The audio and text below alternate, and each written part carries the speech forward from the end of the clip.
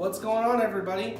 Welcome to my YouTube and welcome to the first recording in a new series, I guess, that I am calling Tea Time.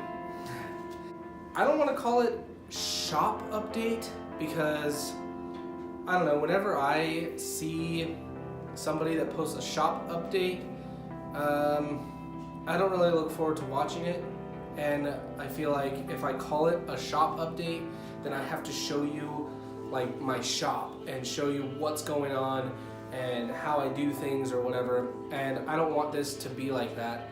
I would much rather have this be something that I don't have to have an agenda on.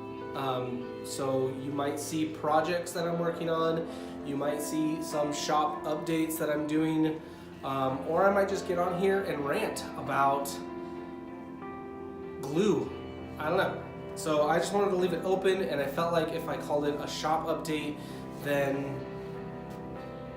it would just be too structural, and that's not really how I do things. So tea time, and I don't know if I'm going to be doing it every week, every month, every 2 week, 2 a month, I don't know.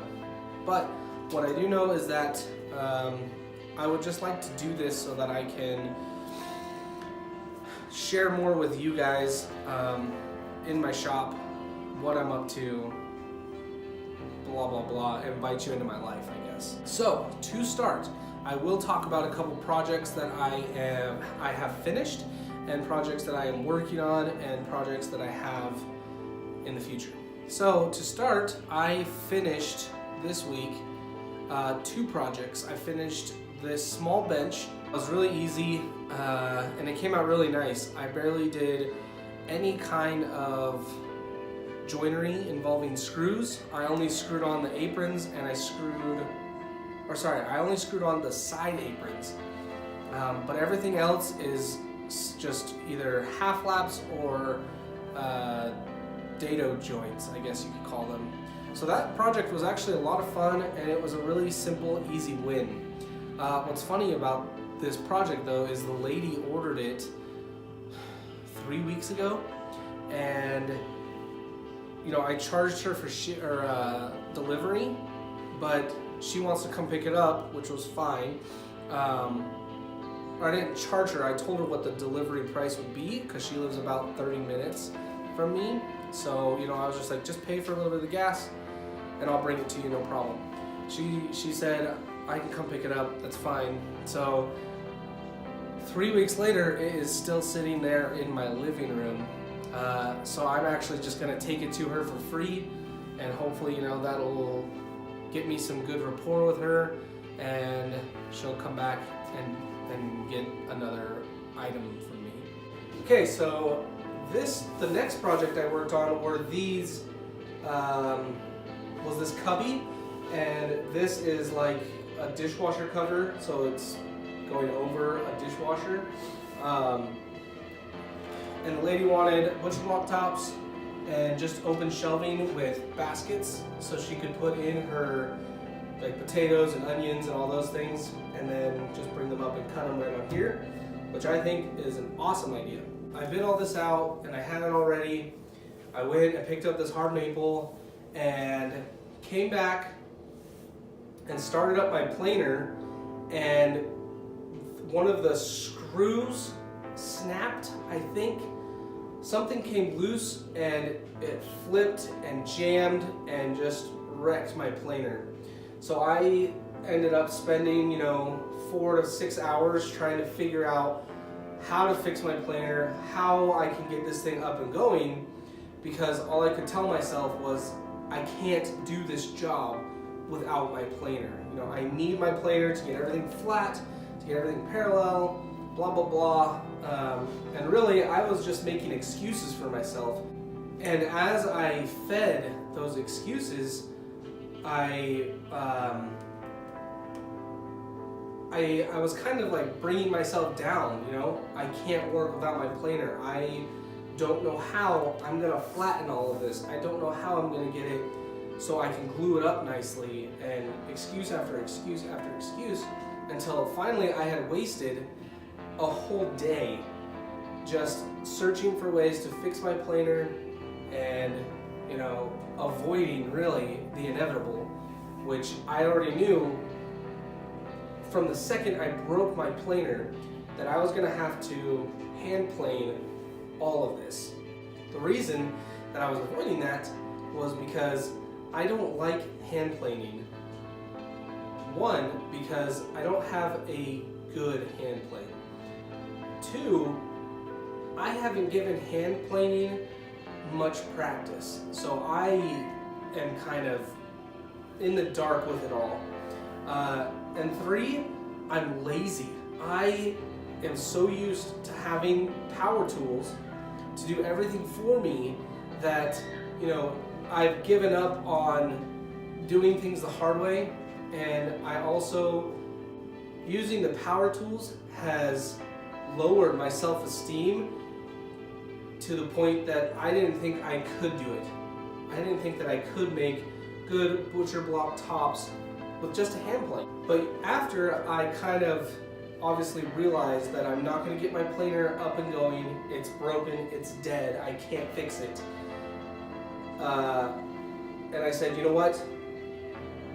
I'm making too many excuses for myself. I need to just buckle down and get this done, because this lady, I already told her it was going to be done at a certain time, and I've already wasted a day in that time span.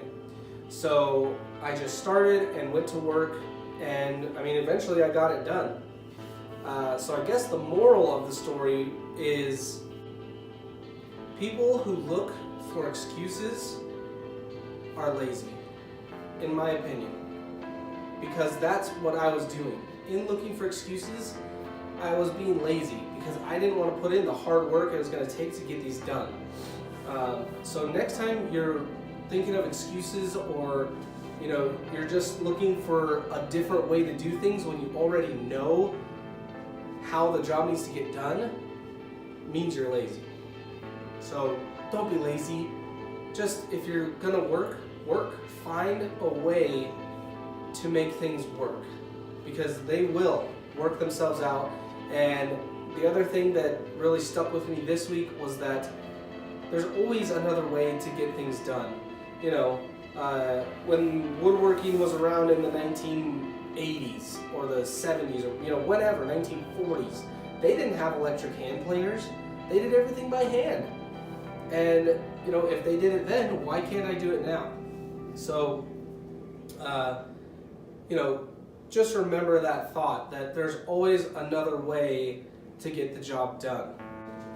So now, this week, I'm just gonna work on these, get them sized up and installed, and make the little baskets for this out of just the leftover hard maple that I have, and get these bad boys installed and out of my shop.